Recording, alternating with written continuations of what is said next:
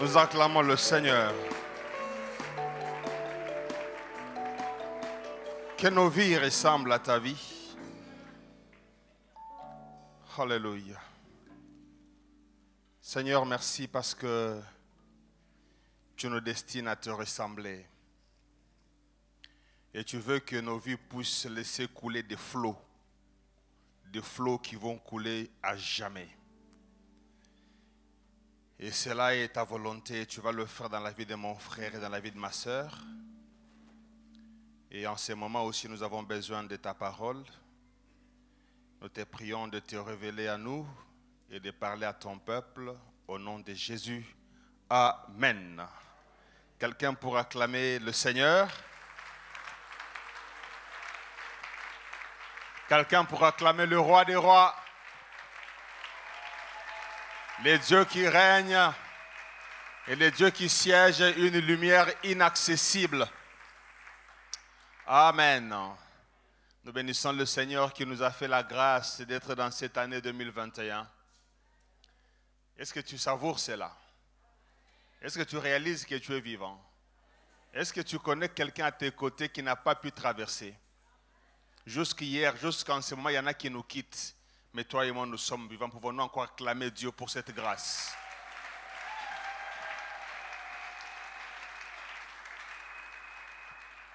Et ma joie est encore beaucoup plus grande ce matin parce qu'il m'accorde la grâce de me tenir devant vous, devant son peuple, afin d'être tout simplement à son service. Et je me soumets totalement à lui, afin que ce qu'il a pour toi ce matin, qu'il puisse les libérer correctement. Et toute ma reconnaissance aussi à mon pasteur qui m'a confié cette responsabilité. J'aimerais que nous puissions lire ensemble deux textes de base. Le premier texte, c'est 1 Samuel au premier chapitre. Normalement, nous devrions lire tous les chapitres et même le deuxième chapitre de Samuel. 1 Samuel. La Bible dit qu'il y avait un homme de Rama, Taïm, Tophaïm, de la montagne d'Éphraïm nommé Elkana, fils de Joram, fils de Liu, fils de Touhu, fils de Touf, Éphratien. Il avait deux femmes, dont l'une s'appelait Anne et l'autre Pénina. Pénina avait des enfants, mais Anne n'en avait point. Chaque année, cet homme montait de sa ville à Silo pour adorer l'Éternel des armées et pour lui offrir des sacrifices. Là se trouvaient les deux fils d'Élie, Ophni et Phiné, sacrificateurs de l'Éternel. Le jour où Elkana offrait son sacrifice, il donnait des portions à Pénina, sa femme, et à tous les fils et à toutes les filles qu'il avait d'elle. Mais il donnait à Anne une portion double, car, notez bien, il aimait Anne, que l'Éternel avait rendu stérile. Alléluia. Il aimait Anne que l'Éternel avait rendu stérile. Et au verset 6, il dit que ça arriva de lui prodiguer des mortifications pour la porter à s'irriter de ce que l'Éternel l'avait rendu stérile. Une deuxième fois, ça revient. Et toutes les années, il en était ainsi. Chaque fois, Anne montait à la montagne, elle montait à la maison de l'Éternel, Pénina la mortifiée de la même manière, alors elle pleurait et ne mangeait point. Verset 9. Anne se leva, après qu'on eut mangé et bu à Silo. Les sacrificateurs Élie étaient assis sur un siège, près de l'un des poteaux du temple. Et l'amertume dans l'âme, elle pria, elle versa des pleurs. Elle fit un vœu en disant, l'Éternel des armées, si tu daignes regarder l'affliction de ta servante, si tu te souviens de moi et n'oublie point ta servante, et si tu donnes à ta servante un fils, je le consacrerai à l'Éternel pour tous les jours de sa vie. Quelqu'un dit Amen. Alors, verset 27, la Bible dit, Anne dit ceci, c'était pour cet enfant que j'ai prié et l'Éternel a exaucé la prière que je lui ai adressée. Alléluia.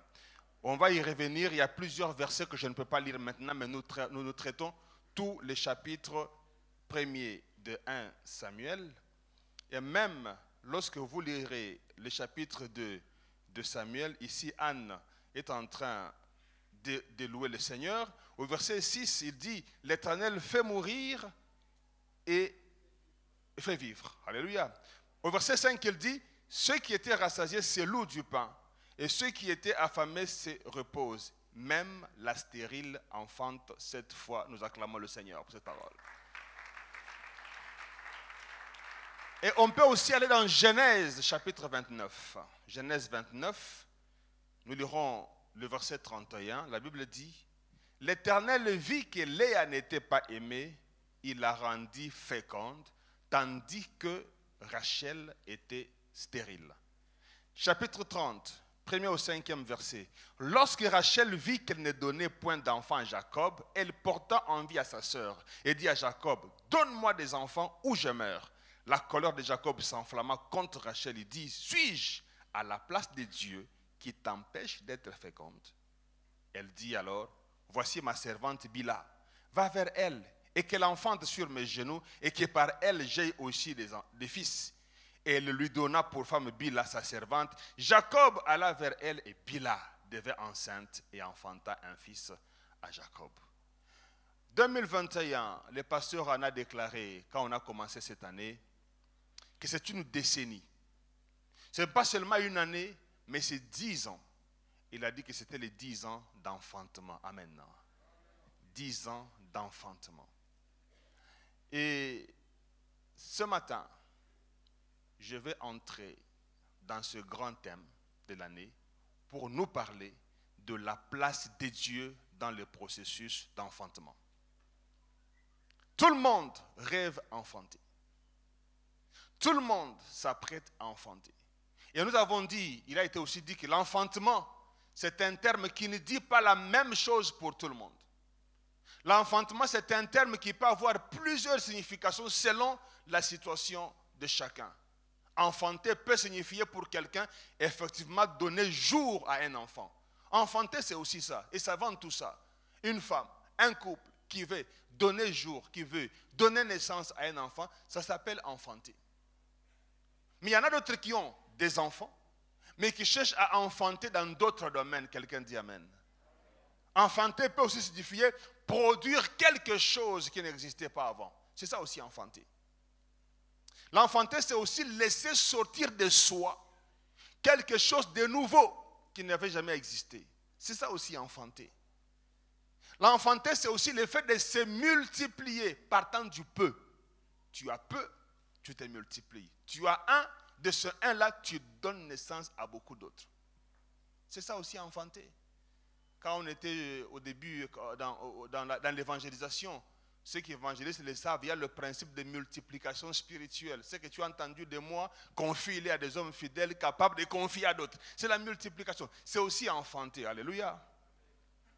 Enfanter, c'est aussi le fait de créer une ou plusieurs autres choses. Alors, je ne sais pas dans quel domaine toi tu te retrouves ce matin.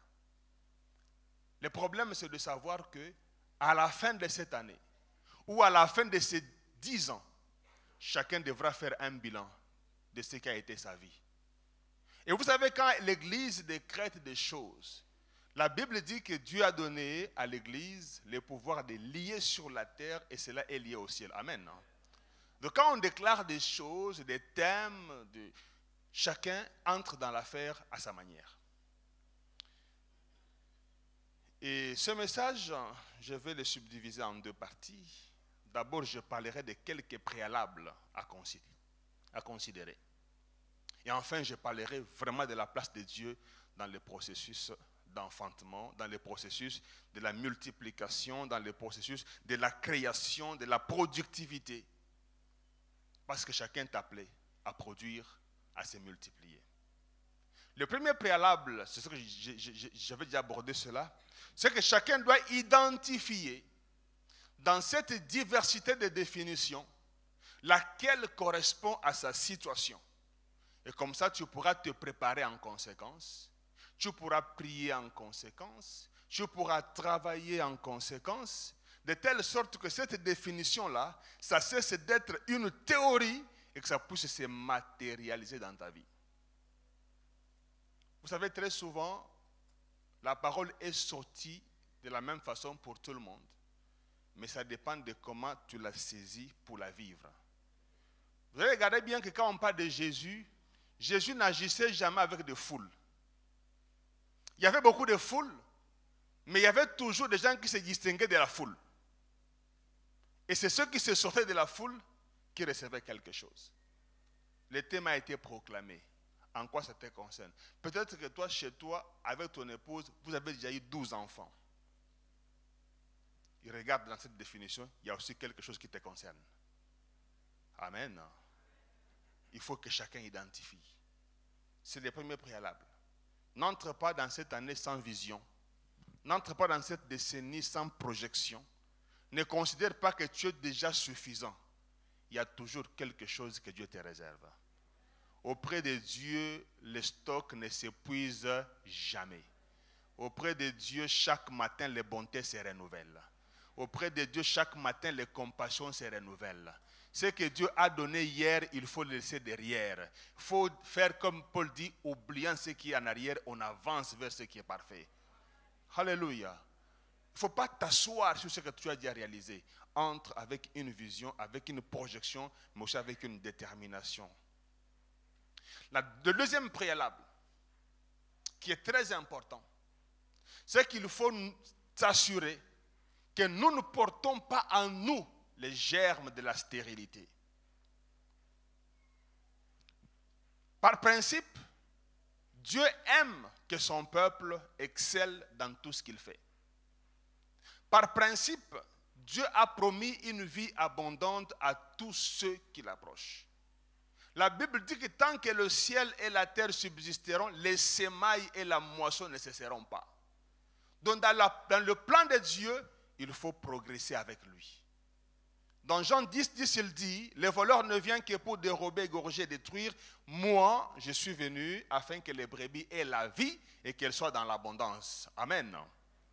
Et dans 3 Jean, 2e verset, la Bible dit, bien-aimé, je souhaite que tu prospères à tous égards et sois en bonne santé comme prospère l'état de ton âme.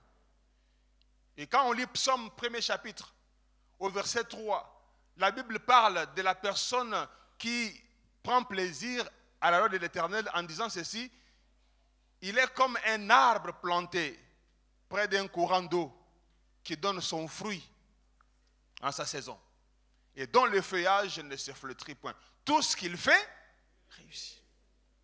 Et pour finir cette série dans Jean chapitre 15, verset 16, la Bible dit, ce n'est pas vous qui m'avez choisi, mais moi je vous ai choisi, je vous ai établi afin que vous alliez, que vous portiez du fruit et que votre fruit demeure.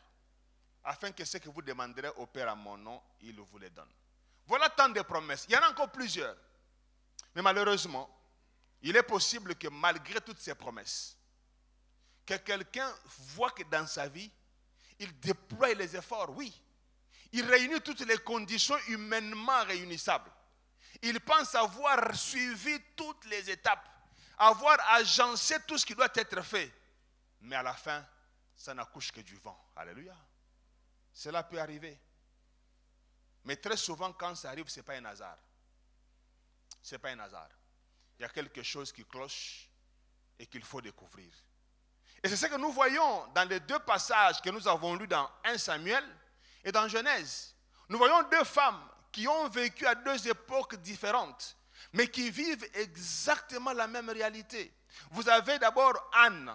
Anne vit avec Elkana, qui est son mari. Le même Elkana partage la vie avec Pénina, qui est l'autre rival. Et ce qui est plus grave, c'est que la Bible démontre que Elkana aimait Anne. Mais Anne se comporte de la même façon avec son mari que Pénina. Toutes les conditions humainement sont réunies. Mais quand, au finish, c'est toujours Pénina qui a des enfants, Anne n'en a pas. Mais Anne, c'est une femme. Mais qu'est-ce qui se passe? Pourquoi l'autre peut être productive et non pas Anne? La même chose se traduit chez Rachel. La Bible montre que Rachel ne pouvait pas. Elle ne comprenait pas. ils ont Jacob. D'abord, c'est Rachel que Jacob aimait. Malgré qu'on lui avait donné Léa, il a retravaillé pendant ce temps pour revoir Rachel. Même réalité. Autant Elkana aimait Anne, autant Jacob aimait Rachel, mais les deux n'ont pas d'enfants. Et Rachel se dit, peut-être que ma soeur doit avoir un secret que je ne maîtrise pas. Essayons avec une autre femme. Il prend sa servante, Bila, il donne. Même processus, Bila, il y a quelque chose. Chez elle, il n'y a toujours rien. Mais la vérité, c'est quoi? C'est que dans Anne, comme dans Rachel, il y avait une loi de la stérilité. Une loi qui ne veut pas leur permettre d'être productifs. Et il y a des vies comme ça. Il y a des vies comme ça. Vous travaillez, vous faites tout, mais à la fin, ça ne donne rien. Quand tu penses que tu as saisi, ça échoue. Moi-même, je suis passé par là avant de découvrir la vérité de ma vie. Il y a des gens comme ça. Mon grand-père me disait que notre arrière-grand-père, c'était un fervent catholique à l'époque. C'était un fervent enseignant. Il a fait une loi dans ma descendance, le commerce, ça ne marchera pas. Et pour te dire comment ça fonctionne, il te dit, son propre père, il dit lui-même mon grand-père me dit, à un moment donné, il a abandonné l'enseignement pour devenir un clerc à l'époque. Il a fait une course avec un camion pour vendre des marchandises. Et dès qu'il est rentré chez lui à la maison, il venait d'arriver, il était assis simplement sans rien faire. Sa maison a pris feu. Je pense que mon frère qui est ici comprend bien ce que je dis. Sa maison a pris feu. Et ma tante a failli brûler dans la maison. Alors, c'est pour dire quoi? Il y a une loi ici. Mon bon Salaka, jamais. Il y a des familles comme ça. Quand tu fais ce qu'il y a à faire et que ça ne marche pas toujours comme il faut bien regarder. Maintenant, c'est quoi? Pourquoi j'en parle aujourd'hui? J'en parle pour que tu n'attendes pas perdre une année pour constater que ça n'a pas marché et commencer à chercher la cause. J'en parle pour qu'avant d'aborder la décennie, tu t'assures qu'au préalable, tu as une terre fertile. C'est ça qu'il faut faire. Il ne faut pas attendre, comme Josué, être battu devant Haï, et puis finalement, venir te coucher du matin au soir pour comprendre pourquoi ça n'a pas fonctionné. Il faut entrer l'année en commençant par s'assurer que la terre est bien faite. C'est comme ça que les agriculteurs ne mettent pas la semence en terre s'ils ne se sont pas rassurés que cette semence-là et ce sol ici, ça va fonctionner. Proclamer, c'est bien. Anne avait l'amour, il avait tout, mais ça ne pouvait pas fonctionner. Quelqu'un dit Amen. Parce qu'en elle, il y avait les germes de la stérilité. Il y avait des pesanteurs, il y avait des réalités, il y avait des principes, il y avait des facteurs qui feraient que la même chose faite ailleurs, ça marche, mais la même chose chez elle, ça ne fonctionne pas. La Bible dit c'est l'Éternel qui l'avait rendu stérile. Rachel, on dit simplement, elle était stérile. Qui lui a rendu stérile, je ne sais pas. Mais tout ce qu'on dit que Dieu l'empêchait d'être fécond. Alléluia. Pendant que je parle, regarde-toi très bien. Pour savoir tout cela, il faut juste frapper à la bonne porte. Et c'est maintenant qu'il faut le faire. Pas après une année, pas après 5 ans. Qu'un prophète vienne te dire, tu sais pourquoi ça ne marche pas dans ta vie? C'est parce que c'est pas... Non, non, non. C'est maintenant qu'il faut... Surtout toi qui aimes les prophètes, c'est maintenant qu'il faut les chercher. Toi qui aimes prier, c'est maintenant qu'il faut prier pour que Dieu te dise, attention, si tu veux réussir, voici le chemin qu'il faut suivre. À ce moment-là, tout ce qui a été proclamé en ces lieux deviendra réalité dans notre vie. Et c'est ce que Anne fera. Vous allez voir que Anne, dans 1 Samuel 17 à 19, quand elle est allée prier, toutes les fois elle montait à Silo, elle adorait, on l'a mortifiée, et puis elle est rentrée. Et les mêmes scènes se répétaient. Elle montait, et puis elle revenait. Pas toujours d'enfant. Mais ce jour-là, elle a dit non, non, non, avant que je ne rentre ici, je dois m'assurer que je suis devenu une terre fertile. Elle est restée. Elle a prié. Elle a prié. Et quand vous voyez au verset 17, elle a quitté le temple quand? Quand Élie l'a approché. Il lui a dit, mais quand est-ce que tu vas laisser passer ton vin? Il dit, non, mon Seigneur, je ne suis pas une femme insensée, c'est la douleur. Elle a prié. Et Élie lui a dit, va en paix et que l'Éternel exauce la prière que tu lui as adressée. Cette proclamation a changé Anne de la terre stérile à la terre fertile. Ce n'est qu'à cette condition qu'elle a accepté de quitter, maintenant rentrer se mettre au travail. Parce qu'elle savait que cette fois-là, ça ne va pas rater. J'ai reçu la transformation. De la stérile que j'étais, je suis devenu féconde. On devient féconde avant de toucher la moisson. Et Anne s'est assurée de ça. Contrairement à Rachel, qui elle s'acharnait contre son mari. Donne-moi l'enfant, Seigneur. Donne-moi. Elle pensait que sa vie entre les mains de son mari. Anne a compris. Et c'est ça que je veux te dire ce matin. Assure-toi qu'en toi, tous les germes de la stérilité ont été déterrés. Et la Bible dit que toute plante que le Père n'a pas plantée sera déracinée. À partir de ces moments-là, tu n'auras pas à faire des efforts. Même quand les graines tomberont en toi par hasard, tu verras des arbres pousser. Tu comprends? Mais c'était comment? Oh non, il y avait un camion qui passait, ah, et Boti. Ah, il y aura des productions que tu ne comprendras pas. Parce qu'au départ, tu es une terre fertile. Il faut t'assurer que tout est OK. Tout est OK. Le troisième préalable, c'est qu'il n'y a pas multiplication. Il n'y a pas enfantement. Il n'y a pas production. Il n'y a pas création s'il n'y a pas travail. Alléluia. Anne a reçu la bénédiction de l'homme de Dieu. Lui a dit, va en paix. Dieu t'a exaucé. Elle aussi, elle a confirmé cela. Mais quand elle est partie, elle est allée faire ce qu'il fallait faire pour que l'enfant vienne. Qu'est-ce que je veux dire ce matin? Le temps où on dit, vous habiterez les maisons que vous n'avez pas bâties, vous mangerez ce que vous n'avez pas sémé, ça sont des exceptions à la règle. Ce n'est pas la règle, ça c'est des exceptions. C'est comme à Bethsaida, hein? Ce n'est pas tout le monde qui a eu les miracles secs. Il y avait des règles qu'il faut plonger dans l'eau pour avoir la guérison. Mais il y en a un qui a reçu un miracle sec. Ça c'est l'exception. Mais la règle aujourd'hui c'est quoi? Celui qui ne travaille pas. Amen. Celui qui sème peu. Celui qui sème abondamment. Je ne parle pas ici de l'offrande. Je parle de la sémence en termes de travail. Je parle de la sémence là où on dit celui qui sème avec l'arme, moissonne avec chant d'allégresse. Donc cette année, on a proclamé que c'est une année d'enfantement. Ne t'arrête pas. Chaque matin, se réveiller, l'enfantement. Je déclare l'enfantement, je déclare l'enfantement. Ne t'arrête pas là. Ne t'arrête pas à prier l'enfantement, l'enfantement. Après avoir crié enfantement, va travailler pour que l'enfantement vienne. Sème ta semence tôt le matin. Le soir, ne fais pas reposer ta main. Tout ce que ta main trouve à faire, fais-le de toute ta force. Va s'aimer.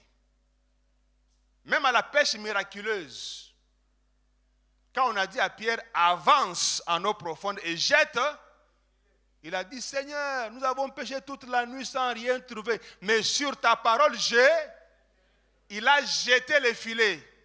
Il s'est avancé en eau profonde. Il a fait un mouvement. Il n'est pas resté statique. Il n'est pas resté paresseux. Il a agi et la parole de Dieu a fait fonctionner les miracles. Quand tu sors d'ici, pour ce que tu veux devenir, réfléchis à ce que tu dois faire. Et Dieu va te révéler ce qu'il faut faire. Et quand tu feras ce qu'il faut faire, Dieu va t'accompagner. Alléluia. Est-ce qu'on peut acclamer bien le Seigneur?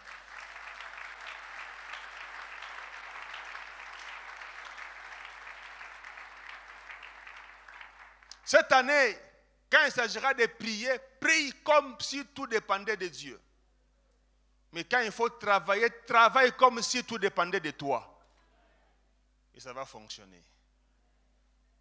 Il bénira l'œuvre de demain. Ainsi dit la parole du Seigneur. Le quatrième préalable, il faut bien choisir ta sémence, car c'est ce que l'on sème qu'on moissonne. Anne savait exactement ce qu'elle attendait comme résultat.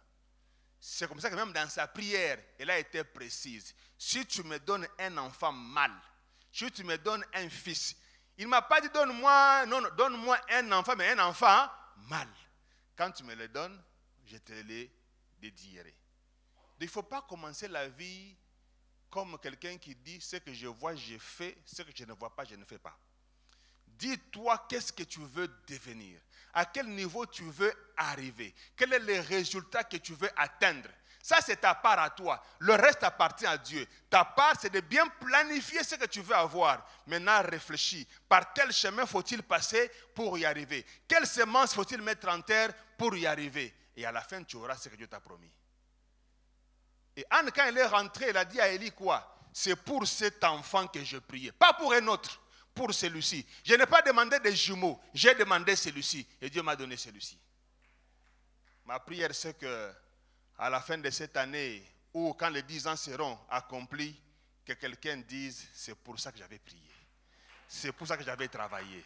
Et Dieu me l'a donné. Alléluia. Voilà les préalables que je voulais mettre. Et je vais te poser la question. Tu t'attends à enfanter quoi? Qu'est-ce que tu veux voir se multiplier en toi? Qu'est-ce que tu veux créer? Vous savez, par moments, les chrétiens, c'est des gens parfois les plus bouillants, mais la majorité n'ont pas de vision. J'ai toujours dit qu'un homme de Dieu m'avait aidé au début de ma foi. Il dit, quand tu pries, sois précis. Prends un cahier, note tes requêtes. Note les versets bibliques sur base desquels tu t'appuies pour demander ça. Parce qu'il est écrit, c'est tout ce que nous, quand nous demandons quelque chose selon sa volonté. Donc quand tu veux prier, il me dit, écris d'abord. Quand tu as prié tes besoins, maintenant cherche les passages bibliques. Pour t'assurer que ce que tu demandes là est conforme à la volonté de Dieu. Et si ces passages bibliques-là ont des conditions derrière, commence à travailler pour remplir les conditions. Après, commence à observer ta vie.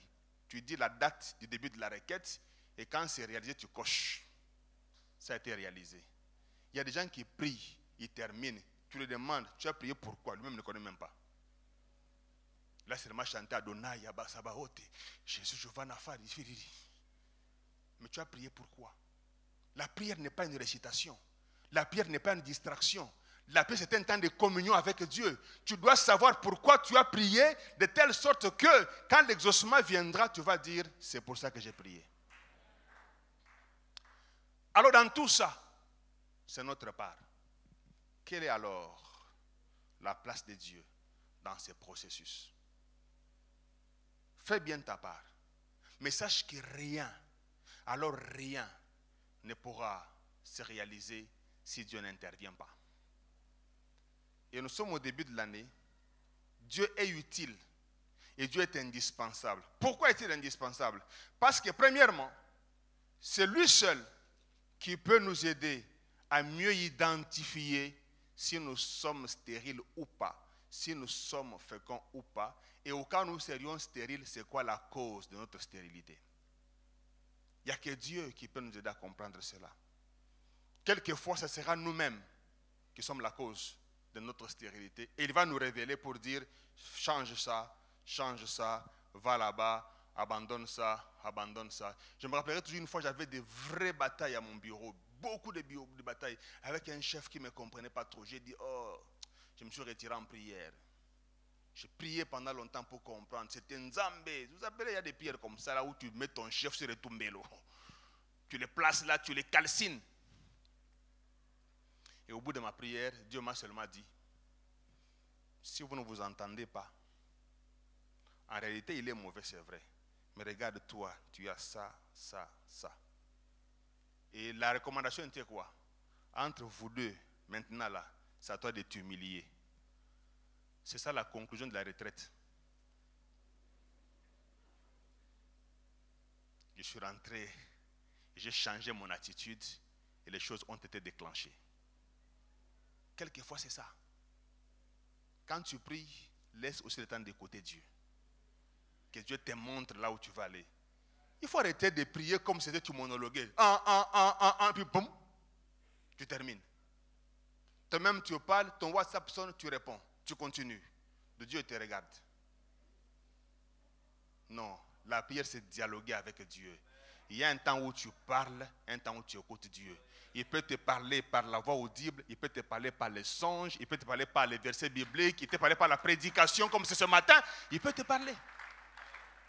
De cette année, Dieu est indispensable dans ce processus parce que seul lui peut nous révéler non seulement ce qui nous bloque, mais lui aussi seul peut nous révéler ce que nous devons faire. Quelle semence devons-nous mettre en terre? N'oubliez pas qu'il est écrit que c'est lui qui donne la semence au semeur. Notre semence viendra de lui. Il est donc indispensable, notre Dieu. Alléluia. Mais dans le cas de Anne, comme je disais, c'est l'Éternel qui l'avait rendue stérile. Et ici, j'aimerais attirer notre attention sur deux attitudes. Évitons d'être comme des Pénina. Pénina, tout ce qu'elle ne trouvait à faire, c'était de mortifier l'autre, se moquer de l'autre. Combien ne sommes-nous pas retrouvés dans cette situation? Combien de fois n'avons-nous pas considéré les autres avec dénigrement parce qu'ils n'ont pas ce que nous avons? Et nous pensons comme Pénina que ce que nous avons, c'est parce que nous sommes... Donc, ça dépend de nous.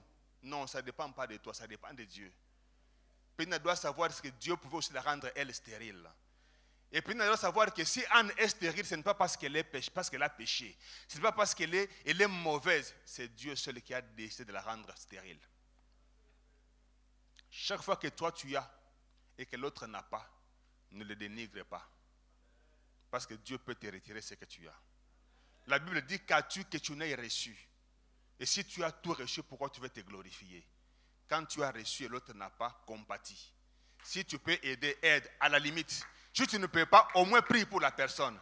Mais ce que tu ne dois pas faire, ne te moque pas de celui qui manque parce que toi tu as. Amen. Deuxième attitude à encourager, soyons comme les Elkana. La Bible dit, elle est aimée. Anne, malgré le fait que Dieu l'avait rendue stérile. Il ne faut pas que notre amour soit basé sur ce que l'autre a. Aimons tout le monde pour ce qu'il est et non pas pour ce qu'il a. Très important. Le christianisme ne doit pas être comme un amour poulet. J'aime les poulets parce que je vais les manger demain. Non. Nous nous aimons les uns les autres parce que Dieu nous a aimés en premier. Nous aimons ceux qui ont, nous aimons ceux qui manquent. Nous aimons ceux qui sont haut placés, nous aimons ceux qui ne sont pas haut placés. Nous aimons ceux qui recherchent encore, nous aimons ceux qui sont arrivés. L'amour du chrétien, c'est un amour inconditionnel. Quand je dis aimer, sache que c'est toi qui dois aimer. Il ne faut pas commencer à dire non, je ne parle pas qu'on t'aime. Je parle que toi et moi, nous puissions aimer. Si tout le monde aime, tout le monde se sentira aimé.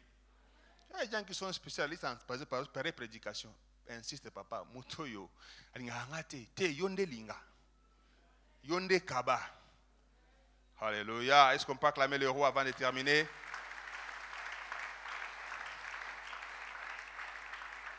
Deuxième raison pour laquelle Dieu est indispensable, parce que c'est seul lui qui est capable de nous rendre fertiles. Quand vous lisez Genèse, vous verrez que la Bible dit que quand Dieu a créé les cieux et la terre, aucun arbre n'avait pas encore poussé. Pourquoi? Parce que Dieu n'avait pas encore arrosé la terre. Et puis il y a eu une vapeur qui est montée d'Éden et qui a arrosé la terre. Alors la terre a commencé à produire. Si Dieu ne t'arrose pas, tu ne produiras absolument rien. Tu veux produire? Attache-toi à Dieu. Parce que c'est lui qui arrose.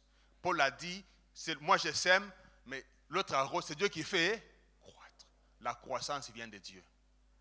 Si Dieu bloque ta semence, elle ne montera pas. Attache-toi à Dieu parce que seul lui peut faire croître. Nous nous attachons à Dieu. Troisième raison, c'est parce que lui seul peut nous protéger des envahisseurs. Il a dit, pour toi je menacerai celui qui dévore. Et quand l'ennemi viendra contre toi comme un fleuve, l'Esprit de l'Éternel les mettra en fuite. C'est Dieu notre protecteur. C'est Dieu qui protège nos familles. Quand j'ai le temps de prier pour mes enfants à leur naissance, je dis toujours à Dieu, ne me fais pas confiance. Moi, je te fais à toi confiance. Tu me les confies, moi, je te les confie. Parce qu'il peut arriver que je sois distrait. Je ne contrôle pas toujours. Ah non, il y a des 5 à quoi lit-moi à ça wapi. okuti na sa kiti azotia ba mabende na prise. C'est le Dieu protège. C'est le Dieu rend fertile. C'est le Dieu arrose. Et c'est le Dieu fait croître. Et c'est le Dieu nous protège des envahisseurs. C'est seul Dieu qui peut sécuriser notre moisson. Dieu. Et que devons-nous faire avec Dieu cette année? Deux choses. Nous devons entrer en alliance avec Dieu. Et Anne l'a fait. Dans sa prière, il a dit à Dieu, si tu me donnes un enfant mâle, moi aussi je vais te le dédier. Dieu a besoin des hommes et des femmes qui entrent en alliance avec lui. Et l'alliance par excellence, c'est l'alliance de Golgotha. Ils l'ont chanté au Tikinkemboye Nassé, tu es allé jusque là, tu es mort, tu as payé ma dette à la croix, tu es descendu dans le séjour des morts et puis tu es remonté. Et la Bible dit dans 1 Corinthiens chapitre 1 verset 20 que en ce qui concerne toutes les promesses de Dieu, c'est en Jésus qu'il y a le oui de Dieu. Tu veux que toutes ces promesses s'accomplissent, assure-toi que tu as le oui de Dieu en toi. Et le oui de Dieu s'appelle Jésus. Entrer en alliance avec Dieu commence par Jésus. Et j'aime toujours le dire, toutes les autres alliances que tu peux faire avec Dieu, si le soubassement n'est pas Jésus, c'est nul. Aucune alliance d'un homme ne peut remplacer Jésus. Jésus, c'est la meilleure des alliances. C'est le souverain sacrificateur. C'est lui qui a payé le meilleur prix. Il a offert le meilleur sacrifice qu'un sacrifice perpétuel. Les autres qu'on peut faire viennent s'ajouter sur le fondement qui est le Christ. Assure-toi que tu as Jésus et qu'il est dans ton cœur comme ton Seigneur et ton Sauveur. Mais au-delà de ça, comme je dis, que chacun ait son alliance avec Dieu. Dans le domaine de ce que tu recherches, et l'alliance avec Dieu. L'alliance peut prendre plusieurs formes. Ça fait partie de la consécration personnelle. Ça fait partie des attitudes qu'on est en train des gestes qu'on est en train de poser. Ça fait partie de beaucoup de choses. Que chacun prenne un engagement avec le Seigneur. Et comment faire avec Dieu? Entretenons l'intimité avec Dieu. Et faisons en sorte que notre vie soit en harmonie avec le Seigneur. La Bible a déjà écrit sur ce qu'il faut faire ou ce qu'il ne faut pas faire, mais aussi ce qu'il faut faire quand on a fait ce qu'il ne faut pas faire. Tout est là. Il y a toujours moyen de restaurer son intimité avec Dieu. Et enfin, je rappelle ce que j'ai déjà dit, restons à l'écoute du Seigneur. Restons à son écoute. Frères et sœurs, nous avons notre part, mais Dieu a aussi sa part. Mais la part de Dieu est incontournable. Que Dieu bénisse sa parole.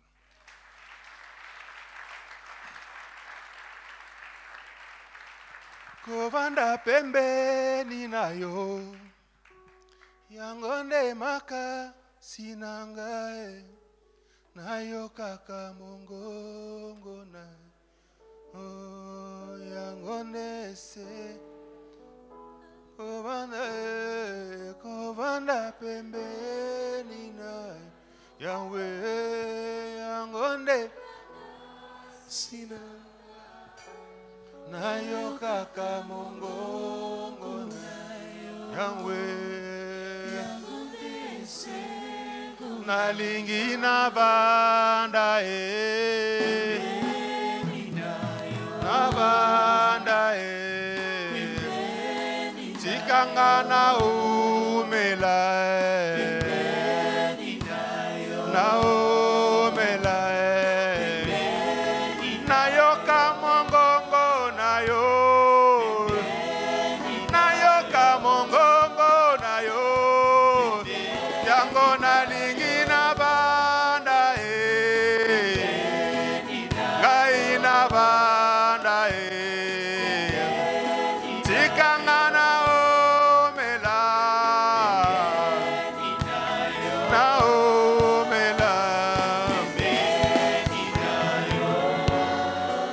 Avant de céder ce micro, le Seigneur m'a mis à cœur de faire deux appels. Le premier appel consiste à demander à tout celui qui veut sceller l'alliance avec Jésus, tout celui qui veut laisser Jésus entrer dans son cœur. Il ne suffit pas de dire que j'ai accepté Jésus comme Seigneur et Sauveur, Mais il faut se rassurer qu'il règne réellement, qu'il trône réellement dans notre cœur, que c'est lui le patron de notre cœur, que c'est lui le patron de nos actions, c'est lui qui nous contrôle. Nous avons nos yeux fermés. Y a-t-il quelqu'un qui veut entrer en alliance avec Jésus et laisser à Jésus la direction de son cœur ce matin? Veux-tu lever la main, s'il te plaît? Merci. Nous sommes devant Dieu, pas devant un homme. Lève bien la main, mon frère, ma soeur. Le plus important n'est pas de se lever, mais c'est d'entrer en alliance avec Jésus. Est-ce qu'on peut prier ensemble avec vous? Dis à Jésus, entre dans mon cœur. S'il faut se lever, lève-toi aussi. Tu vas sceller l'alliance avec Jésus. Oui, merci pour vous qui vous levez promptement. Que Dieu vous voie. Que Dieu vous voie. Je demande à celui qui veut aussi entrer en alliance avec Dieu par rapport à un objectif spécifique de se lever aussi. Tu veux sceller l'alliance avec Dieu. Ce matin est un matin d'alliance. C'est un matin d'alliance. Fais comme Anne. Parle à Dieu toi-même. Dis-lui quelle alliance tu veux prendre avec lui. Parle à Dieu. Exprime à Dieu cette alliance-là avec tes propres mots.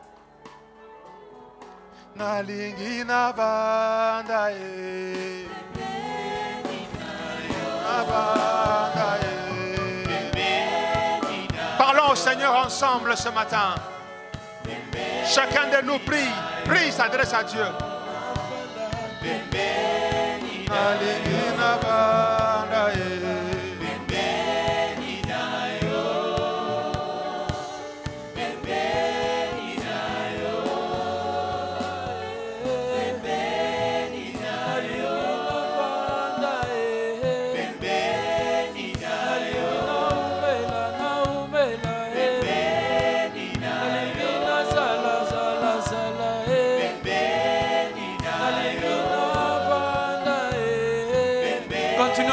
Continue à parler au Seigneur.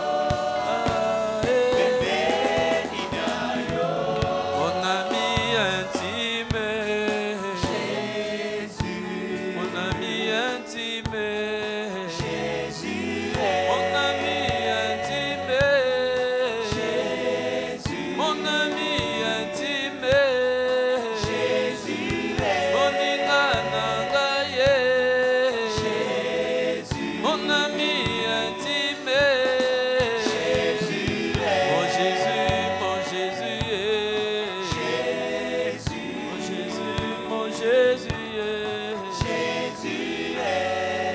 Seigneur, merci pour ta parole. Merci pour toutes ces décisions prises dans ta présence. Nous prions pour que ces alliances soient vraies. Nous prions pour que ces engagements puissent tenir, Seigneur. Conduis-nous encore dans ta présence. Conduis-nous dans ton intimité. Conduis-nous dans cette vie de dépendance à toi, Seigneur, jusqu'à ce que nous puissions recevoir ce que toi seul s'est donné. Oui, ce que toi seul s'est donné. Nous prions, Seigneur, pour que tu bénisses ces offrandes que nous avons apportées dans ta maison. Accepte ces dîmes et même d'autres contributions. Et bénis ton travail en ces lieux. Au nom de Jésus, nous avons prié. Amen. Nous reprenons nos places. Est-ce qu'on peut acclamer le Seigneur?